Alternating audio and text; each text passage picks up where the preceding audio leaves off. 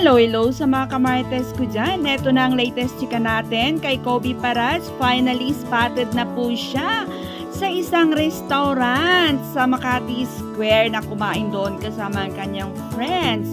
Ayan, matagal rin, medyo ilang araw rin, hindi natin nakita na magkasama sila ni Kailyn Alcantara kasi nga po may mga commitment si Kailyn na trabaho niya bilang artista. Si Kobe Paras is hindi siya artista, boyfriend niya ito at hindi naman kada lakad ni Kailyn Alcantara is bit-bit niya or kasama niya si Kobe Paras. Hindi sila love team. Ayan, para hindi tayo maumay ganun.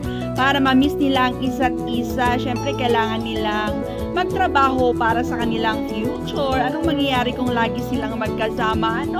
Alangan na laging bit-bit ni Kailyn si Kobe sa mga trabaho niya. Paano naman ang business or mga pinagbisihan or mga endorsement rin ni Kobe Paras na sarili niya.